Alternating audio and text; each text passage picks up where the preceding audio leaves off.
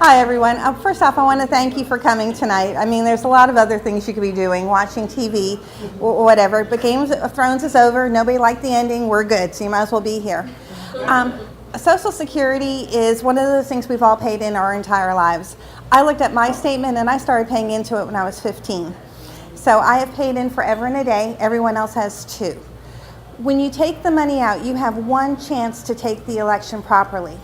It's a bunch of different factors, which is why when you take it, I don't want you to just go to the Social Security office and say, oh, that looks good, I'll take it. They try to steer you to the cheapest option, which is when you take it when you're 62. And if you're 63, they'll say, look, we'll give you an extra 6 months now if you sign it. Because they know if you're gonna have a longevity, you're gonna lose money on the deal. So we've got Eric here tonight. He's gonna explain how to take it, what the steps to look for, and I will tell you this is an ongoing thing. Every 2 to 3 years, Congress comes out and says, hey, let's tweak it a little bit more, or oh my gosh, somebody's making money here, we can't have that. So I want you to know I've known Eric Welch for about 10 years. We're still friends. He started this, 10 years ago, so I met him when he started with Jeff Peters. Jeff was going to be here tonight, but his son is in a playoff game. And happy wife, happy life. His wife said, basically, if you're not at this game, you don't need to bother coming home. So he's at the game. But to let you know about Eric, he's from Kansas. I just found out he used to play the saxophone, and he's getting back to it. He went to Kansas State. His niche is helping people planning retirement, and it's also working with families with disabled children. So, because there's so many special needs, there's special needs trusts that have to happen. And if you set them up improperly, what'll happen is the child or whoever it is who's getting the help from the government, their funding could be cut. So again, there's planning that has to be done. So with no further ado, I'm going to introduce you to Eric, but I'm going to have to de-mic, so it's going to take a minute. Everyone, Eric Welch. I'll let you. Thank you, Eric. There you go. Put that in your pocket. Good. All right. All right, well, good evening, everybody. It's a little warm, so thanks for coming out. Try to make this interesting for you. I always like to keep things conversational, so if you have questions, it's your time too, so we want you to get the most out of this you can. So interrupt me, that's fine. We've got Allianz up here, but Allianz just basically provided the presentation I'm going off of tonight. They're one of the partners we use, but one of many. So I'll go ahead and get started here. Basically, we've got 7 keys to Social Security benefits. This is all the legal jargon we have to show before the presentation. So Social Security, a lot of people are confused by it. And honestly, a lot of the bells and whistles that were part of Social Security have, some of them have been taken away as Congress does try to kind of pull things back a little bit. We'll talk about, will Social Security be there for me? That's always an interesting question. I think there would be a revolt if it goes away, so they're going to continue to make adjustments, but I think I won't get too far ahead of myself here, but there are still a lot of moving parts, so it's still important to understand what's going on with Social Security and your options that you have, because it is still an important part of your retirement income. Got some facts about Social Security. We'll talk about some Social Security basics, go into how the income benefits are determined, also when to start benefits. There is no one answer to that question. There's some people who will tell you, no matter what, wait till age 70. Well, that's not right for everybody. So we'll talk about that. Working in retirement, how does that impact Social Security? Some of the tax implications. A lot of people don't know that Social Security can be taxed. And then spousal and survivor benefits, and then finally a little bit about Medicare. So let's get into some Social Security basics. Interesting fact that a lot of people that are working, 36%, according to a survey that they did, 36% of people that are currently working feel like Social Security is going to be a major source of income for them when they retire. kind of flip-flops when you actually get to retirement.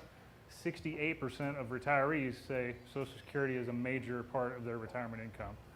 So basically the lesson there is pay attention. It is it does tend to be a major part of retirement income planning. So, and there's the graph, kind of what people thought about retirement income and how important Social Security is. Social Security is more than just retirement. There's 63 million people receiving some type of Social Security benefits in 2018, last year. The majority of those, 72%, were retirees and their dependents. Then you see there's also about 13% disabled workers receiving benefits, and then 15% are survivors of someone who's passed away, and the survivor is now collecting Social Security as part of the benefits. We'll go on to the next slide here. So, will it be there? Again, right now, the estimates are that the Social Security fund will be depleted. Try to stay out of the way here. In 2034, at least to not fully be able to fund Social Security obligations, but they would potentially be able to fund about 77% in that year. But again, Congress most likely is going to go in and make some tweaks to Social Security. There's lots of things they can do still by extending out retirement age past 67. They can obviously raise taxes. Right now, I think, and Carol, you probably know the exact number. Right now, only up to about $120,000 worth of your income is taxable for Social Security. So they can raise that number quite a bit more and raise additional revenues. They can also, and this won't be very popular, but they could cut benefits. And I know many of you brought your own Social Security statements or have a sample statement. You can now go online to ssa.gov to view your Social Security statement. I haven't received a Social Security statement in a while, but I heard a couple years ago that if you're over 55, they're still sending them in the mail. This says that they've gone to increments of every 5 years that they send them out. But if you're under 55, you may want to go online. Another reason to check this, even if you're younger, and I'm not really thinking about it yet, is they do list your earnings record on there. It's possible it's wrong. I mean, it's possible they've messed something up there. So if you see something, hey, that's way off, you can dispute that, and they could adjust your benefit. So that could be helpful to you. And obviously, you can create your own Social Security account. When you do that, they do stop sending you the mailed statements. So let's talk about income benefits. How do they calculate Social Security benefits? Exciting stuff here, right? Up till 1978, there was a different way to calculate, but since then, they're basically doing it based on amount of earnings. So every $1,360 you earn per year gets you 1 credit. You can earn a max of 4 credits per year, so that's basically like $5,400. So unfortunately, you can't earn more than 4 credits once you earn more than $5,400 a year.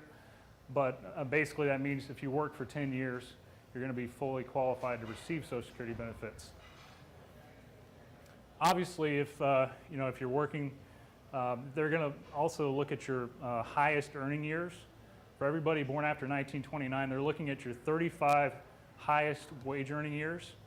So a lot of people, when we talk about when should I retire, an answer if they're not quite happy with where they're at for retirement income is, well, maybe you should work a couple more years, because then obviously you're not having to pull money out of your retirement funds for 2 years or whatever the time frame is.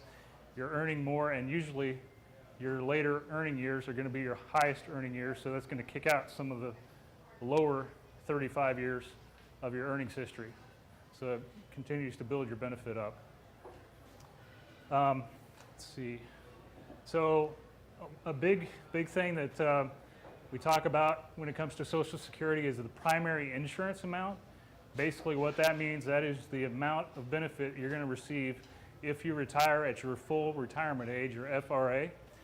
Right now, people that are retiring were born, they're retiring at their full retirement age were born in 1953. Their full retirement age is 66. So this year, they can retire and receive their primary insurance amount. So what happens if you decide to retire before your full retirement age? Your benefits will be reduced. So somebody's full retirement age right now is 66. If they decided to retire at 62, they're going to receive about 25% reduction in their benefits. That's a permanent reduction. So let's say your benefit is $1,600 a month. If you wait till age 66, by taking it at 62, they're going to send you $1,200 a month for the rest of your life with some adjustments for, inflation. But that's a big cut, But again, we'll talk about when to take benefits. There's no one cut and dried answer for everybody. And obviously, if you go the other way and decide, hey, I don't need the Social Security at 66 or 66 in 2 months or whatever. So starting in people born in 1955, the retirement age goes up by 2 months every year between 1955 and 1960 if you're born in those years. But if you decide to wait past that age, every year you wait past full retirement, it's going to give you an 8% increase in your Social Security benefit. And as a financial advisor, I always talk about, there's not many things we can sell you or provide to you that's going to provide you an 8% guaranteed increase in your income. But Social Security does that all the way up to age 70. Then if you wait till after 70, there's no reason to do it. Take it and run, because you're not going to get any increases by waiting any longer than that. So, sure.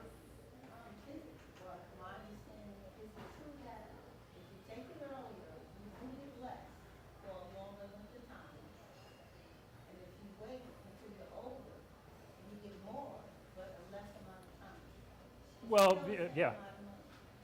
Well, it depends. If you have a very long life, by waiting longer, you are going to receive more. Like if you lived to age 90 and you started taking your Social Security at 62 versus waiting to age 70, you're going to receive over $100,000 more by age 90 by waiting until age 70 to take it. So, I mean, some people would say, well, take it early and invest it if you don't need it, which you could do. Now, if you're just going to stick it under a mattress after you get it, you probably should wait, because you're not going to get 8% with a money market account or under the mattress. So, but yes, it is. There are actuaries that figure out, if somebody takes it at age 62, they know average life expectancies and things. So the difference isn't substantial. Like if you live to 80 or 85, between taking it at 62 and 66, for example. But if you do start to get into your 90s, the longer you wait, that's going to make quite a bit difference. Does that answer the question? And let me just jump in with one thing. Yeah. I'm going to snuggle so I can use the speaker. Oh, yeah. Oh, yeah, we'll just snuggle. The other thing is, if you get it early at 62 and you're still working, 85% of it could be taxable. So then you're actually getting even less. So if you're still working, it might not be a good calculation. Now, what I do, and I am not a financial planner, you all know that, is I always ask you, when did your mom pass, if she did, when did your dad pass? It's very scientific. I add them together, I divide it by 2, and then I just do the math. So if you take it at 62 up to 87, this is how much you get. If you wait till 70 up to 87, this is how much you get. And I make it a simple math thing. Now, they have fancier charts and graphs and logarithms, and I don't spell that word even. But for quick and dirty, Yeah. you can kind of do that. But again, if you're working, remember, 85% of that will probably be taxable. So then you're not just getting a reduced amount of 25%. Then you're going to take off 20% of taxes. So now you're getting half. So I want you to... Exactly. And right, but if your income's over $32,000, then 85% of your benefit from Social Security will be taxable. So it gets reduced even further. I had to talk about taxes. Yep. Question. My brother who's on disability right now, and he's almost 62, and he's thinking about getting Social Security. What happens to the disability? Does it? It stops. It's tough. It sucks. You don't get both. You only get one benefit or the other. Okay, they don't do like cut. Okay. Yep. Sorry. Oh, that's fine. Okay, so we're when to start benefits. We actually have a chart on that. Kind of tells you, okay, if you're 66 again and you start taking benefits at 62, you're going to get a 25% reduction. If your retirement age is 67 and you start at 62, your benefit's 30% less when you start at 62. And again, that's a permanent reduction. So definitely something to think about. Longevity plays into it.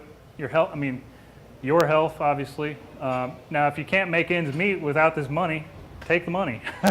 There's some obvious things there, but again, it is an individualized situation. Again, looking at the numbers to kind of figure out when to take it.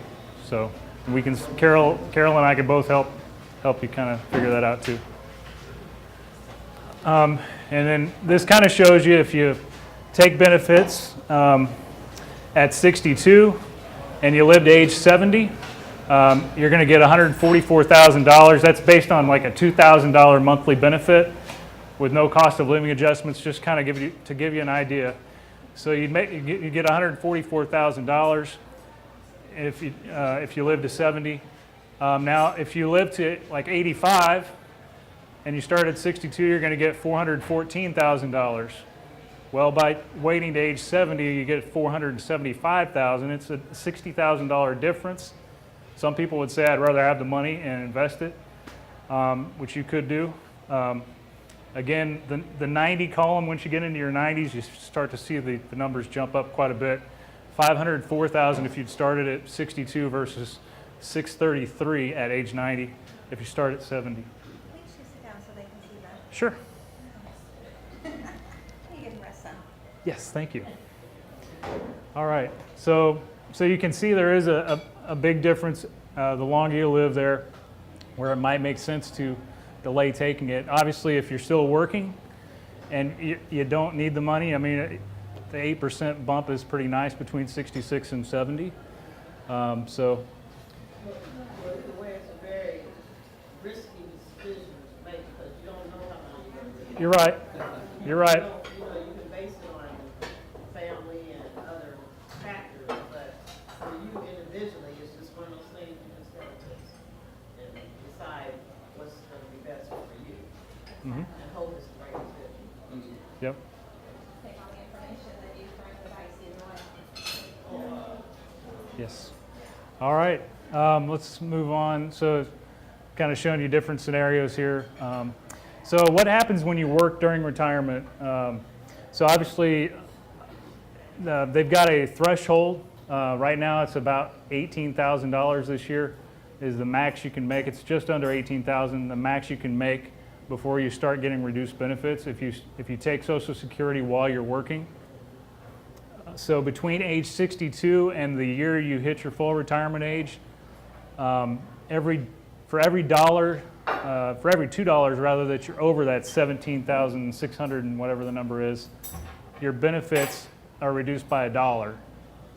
So, and then once you hit full retirement age, the year you turn your full retirement age up to the month you hit your full retirement age, it's reduced by $1 for every $3 above a much higher number, $46,920. So basically, the year that you hit full retirement, you can work quite a bit more and not be penalized nearly as much. And then once you hit that magic 66, 66 and a half, 67, whatever the number is, you can work as much as you want, and Social Security stays unaffected.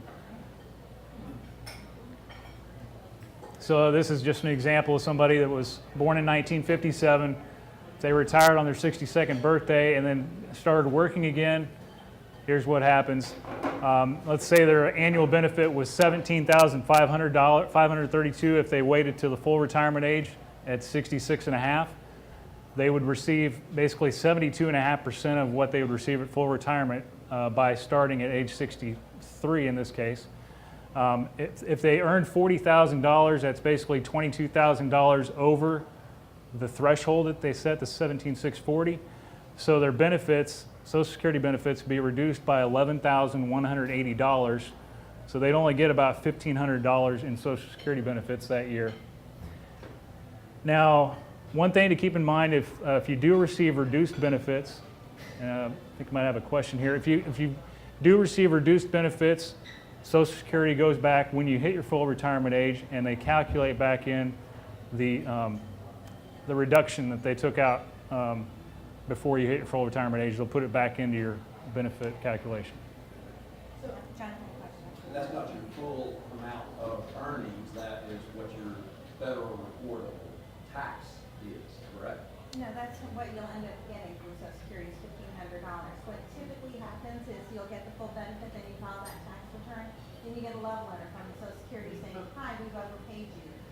He's asking about earnings, though. Is it the, Yeah, It's so not really based off your gross income, it's your total taxable income. it's off your earnings. It's your W-2 earnings. It's not like investments, isn't it? I believe so. Well, that's a different question. Yeah. If I make it first what I would call active income versus passive Mhm. income.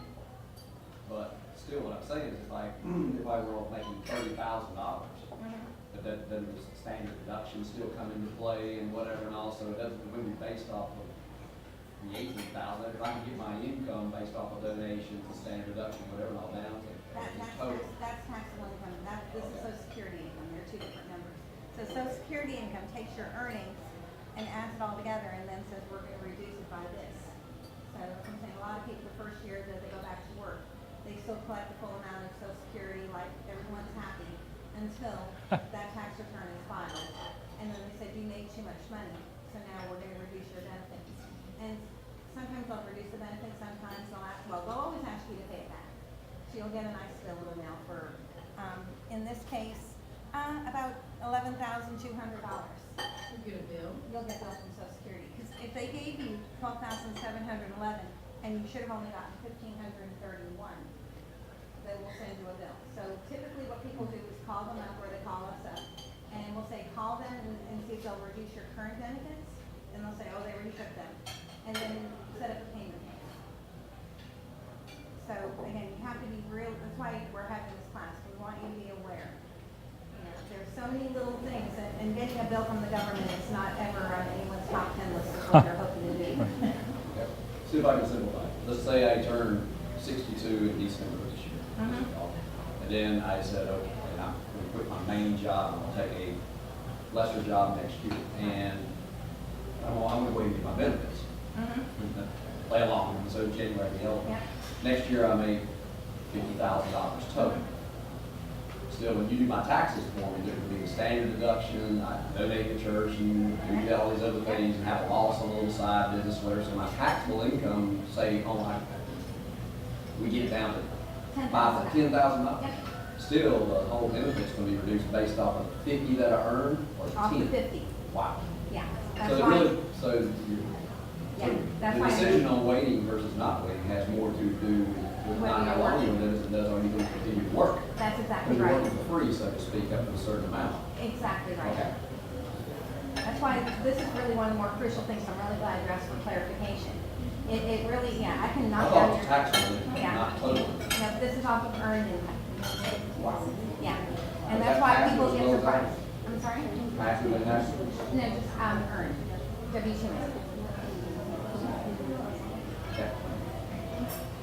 okay. So, Here we go. taxation and benefits. Come to this class. Start taking. So, yep. Now, for taxation, for how much of your Social Security benefit is taxable, they do use your adjusted gross income. So there's a formula that they use to come up with your combined income. Some of your adjusted gross income, your non-taxable interest, and half of your Social Security benefit that you receive. That equals your combined income amount. That's what they use to say, okay, here's how much of your Social Security benefit is subject to tax. So if your combined income, if you're single or head of household and your combined income, so this formula equals less than $25,000, none of your Social Security would be taxable. If you're between $25,000 and $34,000 in combined income, up to 50% of your Social Security then would be taxable. And there's another formula that I don't know if you know, but there's another formula they use to calculate how much up to 50% is taxable. And then over $34,000, up to 85% of your Social Security counts as income for tax purposes. So again, that's income tax purposes, not Social Security benefit purposes. Yeah. And if you're married filing jointly, the numbers go up a little bit. The range is between 32 and 44,000, to where they figure out how much of your Social Security is taxable. So spousal and survivor benefits. Most of you probably know, because you work with Carol, that there is a spousal benefit available. So you have, each of you have your own working record that you earn a benefit off of. However, there's stay-at-home moms, stay-at-home dads, people that don't work as much for whatever reason.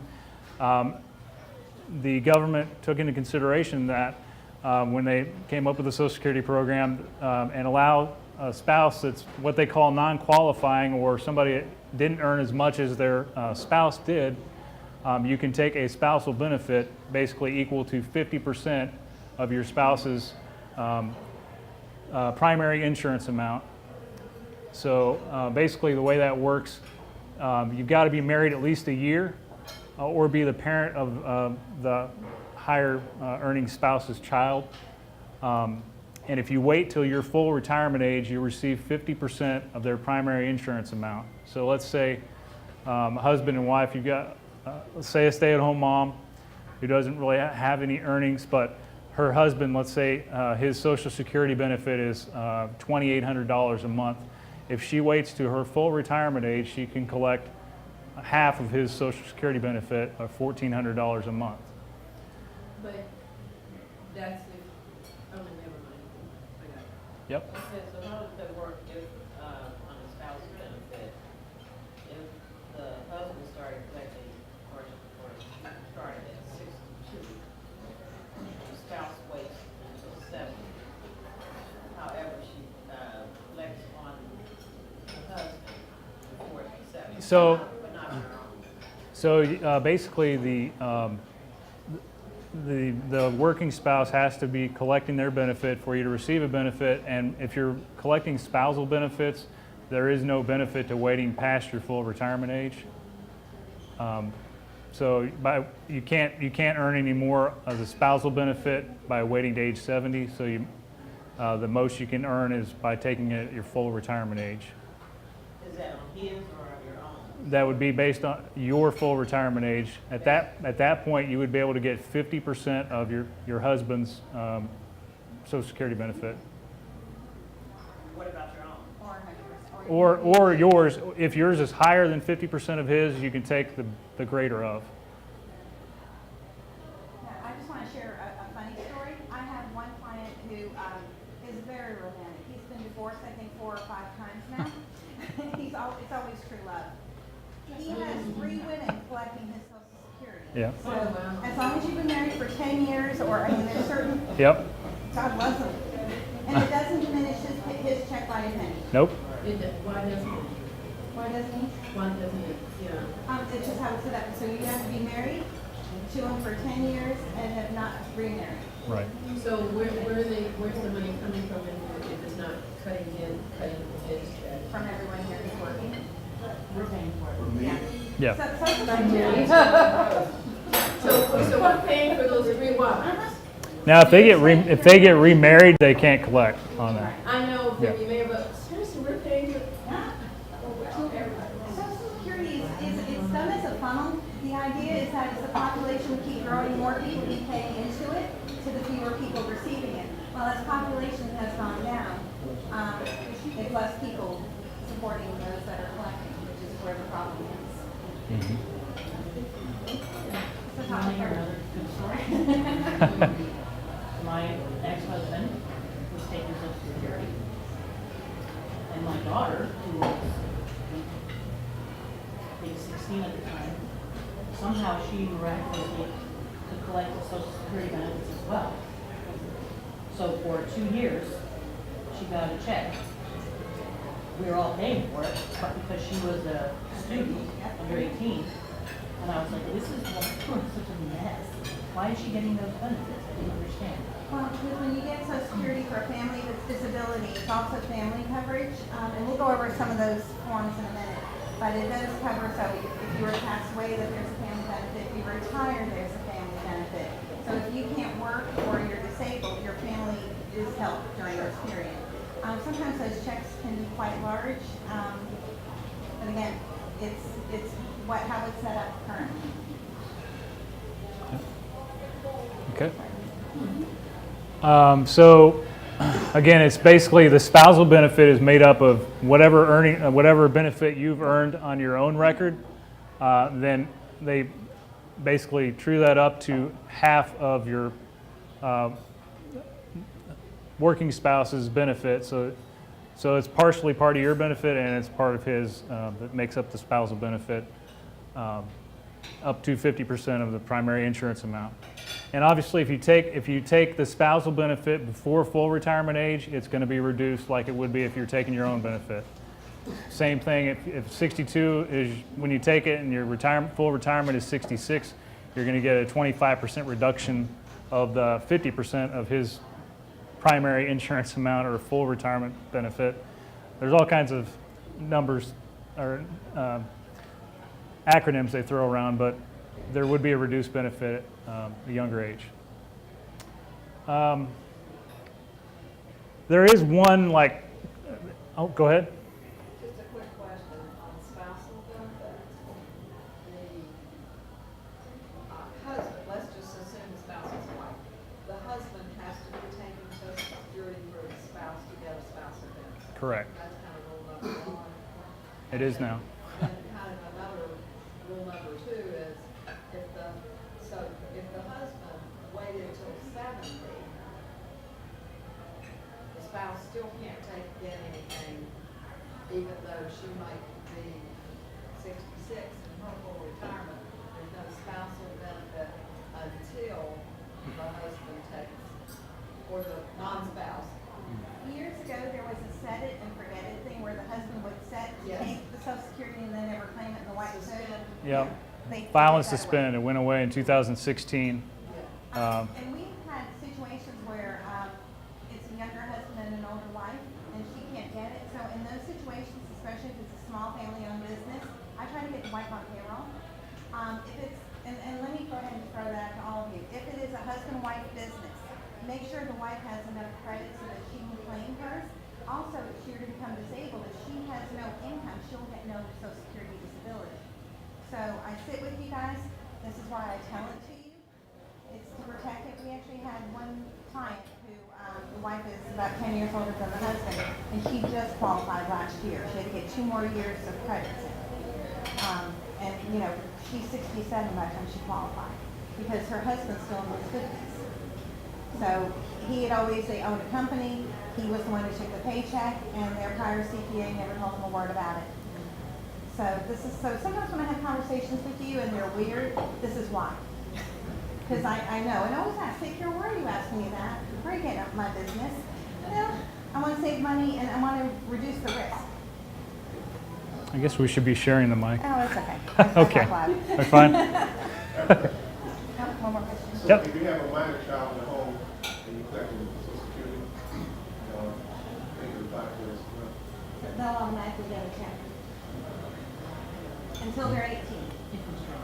Yeah, if they're not. And then you have survivor benefits. So if you're widowed or a widower, you can start receiving benefits based off your deceased spouse's benefit at age 60. Again, if you start at age 60, it's going to be reduced similarly because it's still based off your full retirement age, so it'd be a reduced benefit. The longer you wait, the more the benefit would be. It is based off 100% of their full retirement benefit rather than 50% because it's a survivor benefit. And if the other thing there with that is if the survivor benefit you receive at age 60 is lower than the benefit you would receive based on your own working record, you can switch over to your own benefit at age 62. Or, you could switch over at 63, 64 also, but starting at age 62, you could switch to your own benefit. One thing about getting remarried with survivor benefits, if you're receiving survivor benefits and you remarry after age 60, you can continue to receive benefits off your prior spouse's working record. So that's something to. And then here's, we talked about this a little bit, benefits for a divorced spouse. Again, you've got to be married. Got to be married for 10 years. And then you have to be unmarried when you claim benefits based on the divorced spouse's record. And you have to be age 62 or higher. Again, it's going to be a reduced benefit if you're receiving it before your full retirement age. And again, if you get remarried, no more benefits from the divorced spouse. Now, if you get divorced from the second spouse, my understanding is you can go back and receive benefits from the previous spouse if it's higher than what you'd receive. So there's lots of different situations that are individualized, but that's the basics of it. And then that's kind of all the high points on Social Security. Medicare, obviously, those benefits start at age 65. And that's regardless of your retirement age. You need to make sure that you file for the Medicare benefits. You can start 3 months before age 65. If you do not file on time, you can get a penalty on your Part 2 or Part B premium. So you definitely want to make sure that you file for Medicare on time. Otherwise, your benefit can be Part B benefits would be more expensive. And again, even if you're not receiving Social Security, and go ahead and enroll for Medicare at age 65. 4 parts to Medicare. Part A is your hospital insurance. Part B is physician, doctor's office insurance. Part C is like Medigap plans that you can buy, supplemental plans. And Part D is going to be your prescription drug coverage. I'm sure you know Medicare supplement specialists. We certainly have some through our office. Because those plans can get complicated, based on what prescriptions you take and all these different factors. It can make a lot of difference on which plan you should select, the donut hole, the gaps that you're trying to cover, depending on your situation. It's worth talking to somebody that knows what they're doing on those plans before you make a selection. So those are the 4 parts. One thing I'll mention, we do a lot of long-term care planning. I'm sure Carol mentions that also. That's one of the big unknowns about retirement is, okay, if a long-term care event happens, what are we going to do? You're not going to rely on Medicare, I can tell you that, because the only long-term care coverage that Medicare provides is if you're coming out of a hospital stay, they'll provide up to 100 days worth of coverage for long-term care, and that's it. So, it does make sense to take a look at options for long-term care, private insurance. There's a lot of different ways to do that now. I just wanted to point that out, that Medicare is not going to provide that kind of coverage for you. Anything else you want? One thing I also want to let you know about Medicare is if you are on disability and you've been on disability for 2 years, you can get Medicare then as well. I've heard from a lot of clients that about 3 months before you turn 65, the government's just automatically mailing out the Medicare card. So they're just trying to enroll everyone. Do not throw that away. If you are still working at 65, your work insurance and getting your medical insurance through work, it might miraculously be cut because they will work around your Medicare. And if you didn't get the Medicare, you are now hurting. So this is an important thing for you to be aware of. So I try to tell people whenever you got their taxes and get close to 65, you want to start looking for this card to come in the mail. But if not, sign up. Because the penalty can be hundreds of dollars a month for the rest of your life. So it's a very expensive mistake to make. Yeah, so at the Medicare, I'm just running up numbers, I really don't know what it is. About $100 a month. Yeah, oh, absolutely. And that's why we have classes, because how do you know this stuff? We don't. Now, does anybody have any other questions for Eric?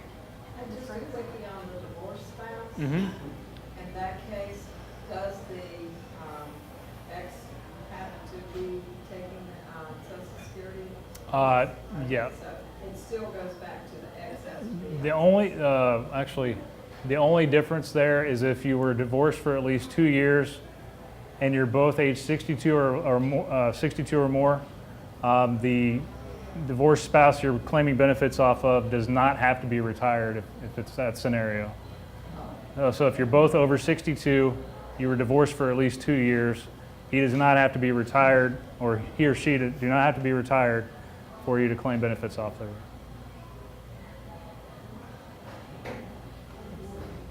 Go ahead. If you're still working, and you draw Social Security, I'm still paying for the Social Security.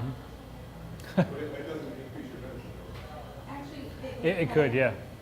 We've seen some people who get like retroactive checks for $20 or something, saying their benefits should have gone that way.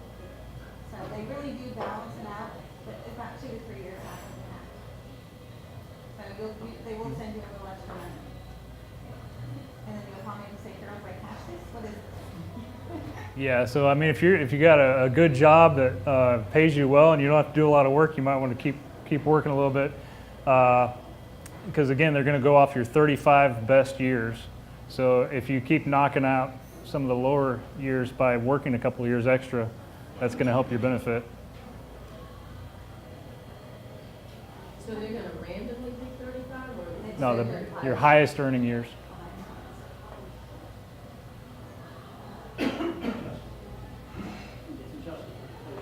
Yes.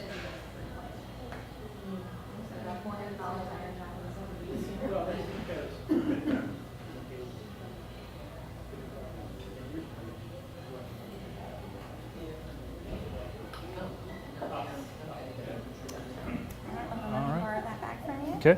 And I do have. everybody to pull out their Social Security statement, whether it's theirs or it's one of workers.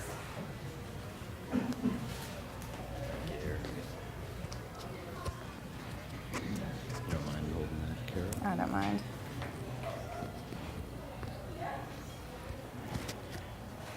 So obviously, if you have your own statement, it'll be more personal information. But this is how it will look when you get it. I want you to go to the second page.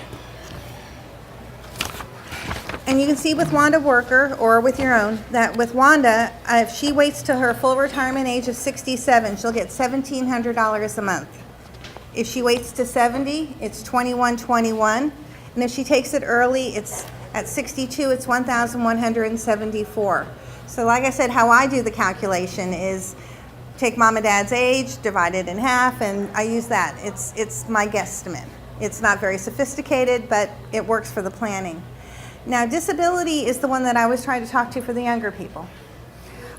In your 30s, you're most likely to get multiple sclerosis and some other diseases. So I try to get everyone to fill this out early. So this person would get $1,544 a month if they were disabled. It sounds like a lot of money until you realize medical insurance at that point would probably be about $700 a month. And if you're disabled, your medical bills will probably be $700 a month. So you have about $150 left over for your food, your rent, your utilities. So this is the one I always try to stress with everybody. Maybe it's a good thing to get a short-term disability or a long-term disability policy. I don't sell insurance, so I can always just give you recommendations. Wasn't that subtle? We didn't even practice. Family survivors. This is the one that Eric will probably make a face at me. This tells you if you were to pass, how much would your child get? So you're working, you're in your 30s, and something happens and you pass. Well, this person's child would get $1,190 a month. It's a lot of money to pay and feed and clothe a child, so that covers it. But let's say that there's a big mortgage and your wife needs the money to live on, or your husband does. So I always recommend you have enough life insurance to pay off all your bills, pay off the house, maybe set up a college fund. But some life insurance agents say, well, you need $5 million just off the cuff. Well, maybe $5 million is way too much. Maybe it's not enough. But I use these numbers to kind of help me figure out what I need. And you'll see there's a child, the spouse that's caring for a child. In this case, the total family benefits can't be more than $2,941. So sometimes you hear about somebody who has 5 or 10 kids and man, they're really racking up the Social Security money. No, they're not. The other one is showing you whether you're eligible or not for Medicare. Now the third page, which isn't in my packet, if you have your own, it'll list all the years in your earnings. I know in my personal one, in like 1974, I made $497. Woohoo! But sometimes you will see a gap. The gaps are normally, I'm going to say before the year 2000, before there were computers that transmitted all the data to the Social Security. If those of you who are old enough remember handwritten W-2s. Sometimes people's handwriting wasn't quite so nice, and if it was a 3, they might have put in as an 8 or vice versa. So that's why it's kind of good to look at this and make sure especially the early years are in there. Now granted, if you made $497, it's probably not going to change your benefit a penny. But these are free. They're on the Social Security system. I know Christy sent out directions to most of you. If you didn't get them, make sure Christy knows and she'll send them out to you. But this is one of the biggest tools you'll have to help plan your retirement. Let's just say, I mean, I know there's a discrepancy in mine, but what if there is a year that has a discrepancy, but you don't have any documentation to support it? If you remember where you work for, legally a company has to keep a copy of your W-2s forever. Oh, okay. Social Security will not help you past 10 years. Oh, no. Yeah. Oh, wow. Yeah. So they won't change it? Oh no, they'll change it if you can prove it, but I'm saying you can't. So if you have a proof from 1995 that you made $20,000, it's not on here. There's actually a form on the Social Security website. You send it in with your proof, and they'll adjust that for you. But Social Security is no help there. I had put out this, I got this, on May 14th last week, on how many retirees wish they had delayed taking benefits. That's more for your information of what we heard. And then, just a weird little thing, because you know that's what I do. The profit from spring cleaning. Everyone here, except for maybe some of the people who work for me, are at that age where they're trying to get rid of stuff. So as you're getting rid of stuff, there are ways to sell it. There are ways to get rid of it. So there's consignment shops, there's doing things online. But don't just throw your stuff away. At the minimum, just take it to Goodwill and donate it. And the very last thing I want to talk about, and those of you who've known me for years, I call it a bucket list. My daughter says it's not a bucket list, Mom. I'm like, no, if I hit the bucket, this is what you need to know. It's an Excel thing. I don't have my name or address on it. I'm not trying to sell anything with this. But the worst thing that happens is somebody passes away, and we're all going to, and you don't know where anything is. I am a single adult. Now, I have a file cabinet. My daughter has this. But I will tell you, see the third thing on it? It says passport. So she's like, okay, Mom, thanks for giving it to me. And I put my passport is in my top drawer. She went there and it wasn't there. She goes, well, I'm like, oh wait, it's still in my purse from the last trip. She goes, you lied to me. But the other things that are on here are your social media accounts. I will tell you, my ex-husband passed away a couple years ago, and his Facebook account is still up because none of us can figure out his password. There is a form with Facebook you can send in, but because I'm an ex, I can't do it, and my daughter doesn't have the heart to do it. So, but there are passwords. You need to list them, because and then of course, what do you need to do? You need to update them, because darn it, they make us change them all the time, and I never remember them anymore. But it's important for the bank accounts. The other one that I think is important on here is life insurance. We all know where our big policy is if we have one, if it's from work. Sometimes you get those little $2,000 policies from AAA. They're kind of nuisance policies, but they're free, so we take them. Make sure those are on here too, because $2,000 is a lot. If you have little kids and you want to leave, I'm just going to make up a thing. If I had, a 5 and a 7-year-old, thank goodness I don't, and I were to pass and I left all my money to the 5 and 7-year-old, there'd be no money to take care of them, because that money would have to be in a trust for them until they're of age.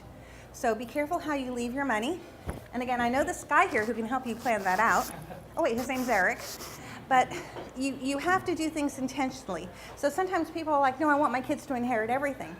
Well, that's great. And how do you get them from the age that they are now to the age of majority?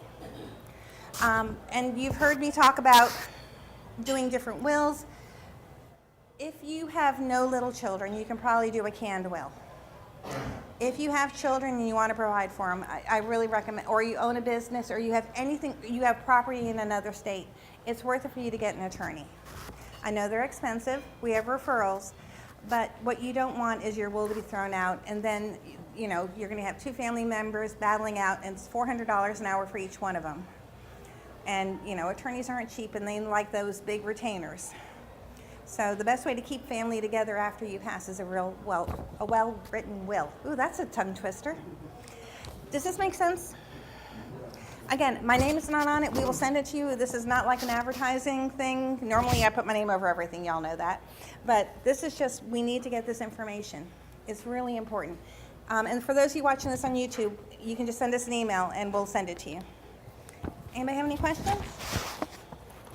Well, I want to thank you all for coming. I really appreciate it. And so does Eric. We're going to be around after. Thank you very much. Easy Carol, I peasy. was going to mention something real quick. It's okay. I'm going to break his brand new fancy thing that I promised I wouldn't. It's okay. So we do have a Social Security fact finder we can send you by email too. Kind of helps you walk through some of the decisions you need to make when you're looking at electing Social Security. So if you want that, I know Cheryl's got Christy actually put the list out. Christy did, and she's got a list. So we'll, we can send out via email if you want that fact finder. And by the way, he is not going to spam you and clog you up and call you every other day. You know, Tuesday night at 8 o'clock, 8:15, 8:30. He's very respectful with your time. So this is not just a promo call, but it is a way of getting information out to everyone. And he's there. And again, I've known him for over a decade, which we were very young. No. But I want you guys to have the information because I've seen people make really bad choices, and I've seen it cost them $40,000 and $50,000, and that's real money. You know, you lose $5,000 over 10 years. It's still real money, but it's not as painful. So I want you to step out intentionally. I want you to retire well. You worked hard. You should do it. All right, thank you all. Oh, okay. Contact information or card or? Yep, thank you. I am so sorry.